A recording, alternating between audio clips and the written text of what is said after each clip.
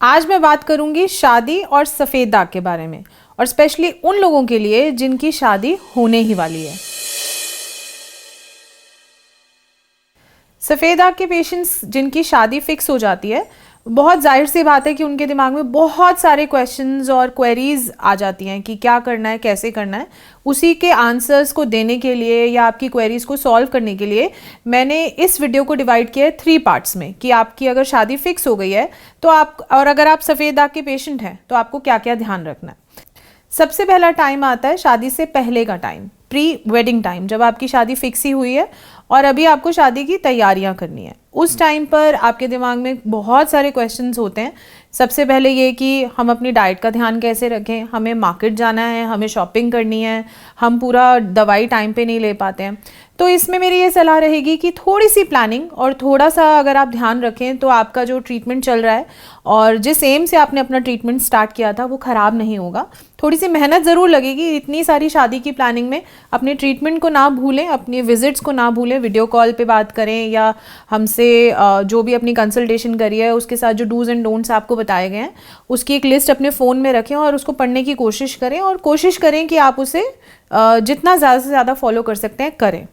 उसके बाद बात आती है प्री वेडिंग टाइम में ग्रूमिंग की, मतलब कि जो प्री ब्राइडल्स होते हैं, आजकल लड़कियां ही नहीं लड़के भी कराते हैं शादी से पहले ग्रूमिंग अपनी, जहाँ पर पार्लर ब्यूटी के काम बेसिकली जो होते हैं वो बहुत सारे करे जाते हैं। उसमें आपको बहुत ज़्यादा सावधानी रखने की ज़रूरत है। मैं कुछ एक दो नाम जो मैं सुनती हूँ कि लोग करवाते हैं उनका नाम यहाँ लूँगी, जैसे कि ब्लीच, फेशियल ब्लीच जो लड़कियाँ भी कराती हैं और लड़के भी कराते हैं। इससे आपको दूर रहना है क्योंकि ये आपकी स्किन को ख़राब कर सकती है। नॉर्मल ही जिनकी स्किन है, जिनको कोई प्रॉब्लम नहीं है, उनके लिए भी ये केमिकल है, और आपको अगर सफ़ेद दाग है तो आपकी स्किन सेंसिटिव भी है और केमिकल्स के प्रोन भी है, तो आपके लिए ब्लीच नहीं है। उसके बाद नेक्स्ट आता है पेडिक्योर और मैनिक्योर। उसमें भी अगर आप देखें तो वहाँ पर कुछ केमिकल वो लोग डालते हैं जिसका कभी कभी आपको नाम भी नहीं बताते हैं। तो अगर आपको पेडिक्योर और मैनिक्योर कराना ही है हाइजीन पर्पस से, तो आप उसमें कुछ भी ना डलवाएं। अपना हर्बल जो भी आप सोप या जो भी लिक्विड सोप आप यूज़ करते हैं हर्बल, उसको साथ लेके जाएं और वो देकर ही पानी में मिलवाएं, फिर आप पेडिक्योर और मैनिक्योर करवा सकते हैं। फिर एक और कॉमनली मैं देखती हूँ कि शादी से पहले लोग स्मूथनिंग, स्ट्रेटनिंग, आजकल हेयर बोटॉक्स और कलरिंग, हाइलाइट्स, ये भी बहुत कुछ कराते हैं। इन सभी चीज़ों में केमिकल्स यूज़ होते हैं। हेयर डाइज में तो मैं कितनी बार बता चुकी हूँ आपको कि केमिकल्स यूज़ होते हैं जो आपकी स्किन के लिए नुकसानदायक हैं। स्मूथनिंग, स्ट्रेटनिंग और बोटॉक्स, इन सब में भी केमिकल्स ही यूज़ हो रहे होते हैं। तो कोशिश करें कि अगर आपके दाग इतने टाइम से ठीक हो ही रहे हैं या बढ़ ही रहे थे, जो भी स्थिति है, आप इन केमिकल एक्सपोजर से अपने आप को बचा के रखें। नेक्स्ट स्टेज आती है शादी के समय के टाइम की, यानी कि जिस टाइम आपकी शादी है, शादी वाला दिन और उससे आगे पीछे 1-2 दिन की अगर मैं बात करूं जिसमें फंक्शंस होते हैं, तो उस टाइम पे सबसे पहले मेहंदी लगती है। और मेहंदी में मैंने पहले भी वीडियो डाला है कि उसमें केमिकल्स यूज़ होते हैं, तो आप अपने मेहंदी वाले भैया को जब भी बुक करेंगे, दोनों को मेहंदी लगती है, लड़के को भी लड़की को भी, तो आपको ध्यान रखना है कि वो केमिकल वाली मेहंदी यूज़ ना करें। मेहंदी से पहले मेहंदी का ऑयल ना लगाएं, और मेहंदी लगाने के बाद उसके बाद बहुत सारे कई बार लोग यूज़ करते हैं कोई क्रीम्स वगैरह की, उससे रंग ज़्यादा आएगा, तो ऐसा कुछ भी काम आप ना करें। मेहंदी के बाद आती है हल्दी के समय लड़का लड़की दोनों को ही उपटन लगता है। अब कई बार क्या होता है, मार्केट में आजकल बहुत सारे उपटन मिलते हैं जो कि सिर्फ आपको पानी में घोलना होता है और वो यूज़ करा जाता है। पहले ज़माने में ऐसा नहीं होता था।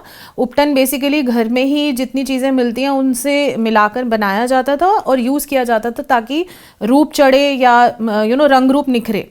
तो कोशिश करिए कि अगर आप एक विटिलिगो पेशेंट हैं तो आप भी उपटन घर पे ही बनाएं। वो बेसन, हल्दी, केसर, इन सब चीज़ों का एक मिक्सचर हो सकता है, और फिर उसे यूज़ करें। और बहुत ज़्यादा जब उसे उतारें, जब वो सूख जाता है, एक तो ज़्यादा सूखने ना दें, जब उसे उतारें तो उसे रगड़ के ना उतारें, बहुत सॉफ्टली अपनी स्किन से उसको उतारें।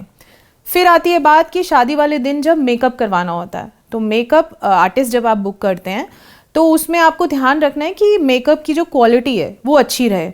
एक मेकअप ब्रांड में अक्सर सजेस्ट करती हूँ, क्रायोलन कंपनी का डर्मा कलर, जो यूजुअली भी मैं बताती हूँ अपने पैचेस हाइड करने के लिए। उसी प्रोडक्ट को कई मेकअप आर्टिस्ट यूज़ करते हैं।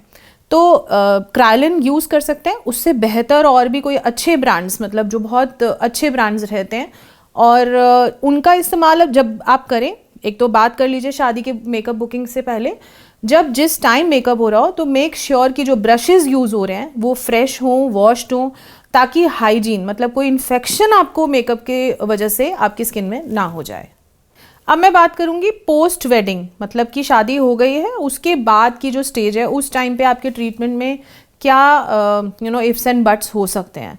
उस टाइम पे सबसे बड़ी जो गड़बड़ होती है वो होती है डाइट की, क्योंकि भूल जाते हैं कि डाइट में क्या डूज एंड डोंट्स हैं, या समय ऐसा होता है कि बहुत और चीज़ें हैं ध्यान देने के लिए। मैं समझती हूँ इस बात को, बट आपको भी ये समझना चाहिए कि शादी एक दिन की बात है, उससे पहले आपने इतने सालों की या महीनों की जो मेहनत की है उस पर पानी ना फेरें।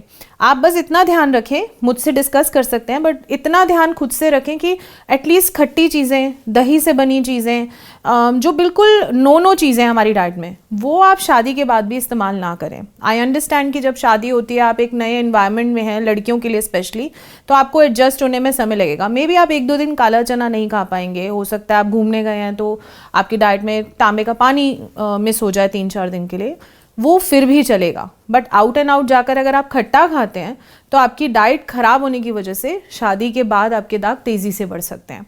तो शादी होने के बाद भी अपनी डाइट का ध्यान रखना है। तो ये थे वो सभी पॉइंटर्स या टिप्स, मैं कहूँगी कि आपकी अगर शादी होने वाली है और अगर आप सफ़ेद दाग के रोगी हैं तो आपको ध्यान रखना चाहिए। ये सभी इंस्ट्रक्शंस जो हैं मेल्स और फीमेल्स यानी लड़के और लड़कियां दोनों में ही लागू होते हैं, दोनों के लिए ही काम करेंगे। शादी ज़रूर एंजॉय करिए, बट अपने सफ़ेद दाग को इग्नोर नहीं करना है।